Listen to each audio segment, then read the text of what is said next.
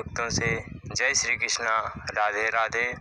तो आइए, ये यूट्यूब चैनल सत्य सनातन धर्म के ऊपर आधारित है, जो कि आज हम आप सभी के बीच शिव चर्चा पर कुछ बात करेंगे, जो कि हमारे हरिंद्रानंद साहब जी ने उस परमपिता परमात्मा सच्चिदानंद को गुरु के रूप में ही भजने के लिए हमें जो नियम बनाया है, जो इनके माध्यम से आज के इस कलयुग में जो साधना हमें बताई गई है, वो किस तरह से साधना है, आइए हम उसी पर विचार करते हैं।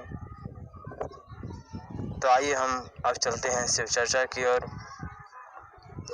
देवों के देव महादेव महेश्वर शिव गुरु के चरणों में प्रणाम। माता भवानी जगत जननी मैया पार्वती के चरणों में प्रणाम। इस कालखंड के शिष्य हरिंद्रानंद, नीलम दीदी और सभी गुरु बहना गुरु भाई सभी देशवासियों के चरणों में प्रणाम।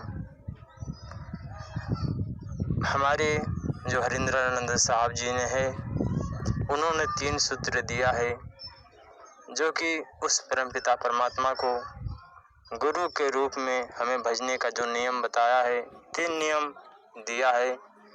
अपने गुरु से दया मांगना है और गुरु का चर्चा करना है, और तीसरा में जो गुरु का हमें नमन करना है। आओ, दया कैसे मांगना है, चर्चा कैसे करना है, नमन कैसे करना है, हम इस बात को समझने का कोशिश करें।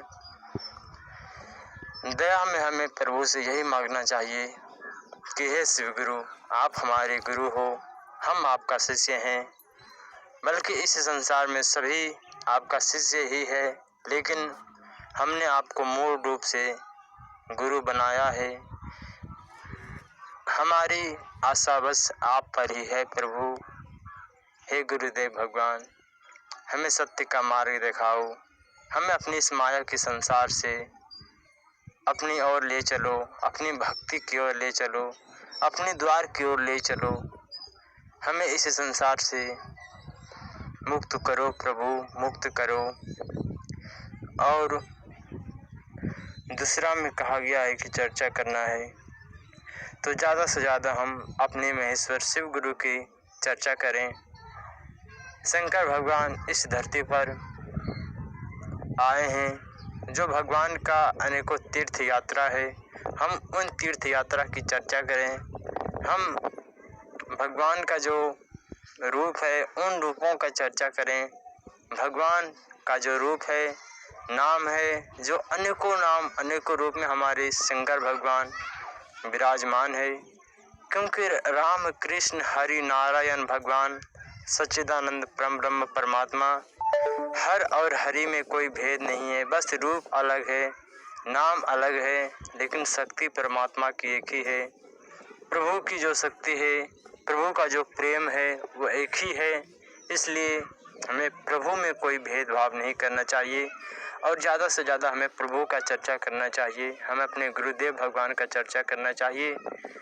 हमारे शंकर भगवान का जो सबसे पहले विवाह हुआ था सती मैया के साथ, सती माँ के साथ विवाह कैसे हुआ, उसकी हमें चर्चा करना चाहिए।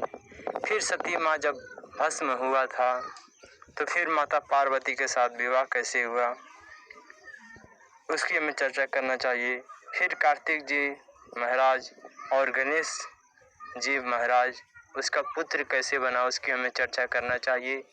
भगवान का अनेकों तीर्थ की हमें चर्चा करना चाहिए।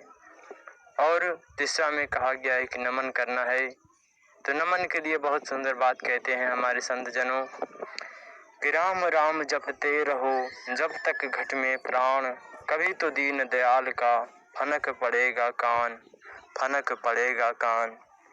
बहुत ही सुंदर बात कहते हैं कि राम राम जपते रहो। इसका अर्थ है, जो हमारे हरिंद्रानंद साहब जी ने तीसरा में कहा कि नमन करना है, नमन का अर्थ है कि नाम जाप।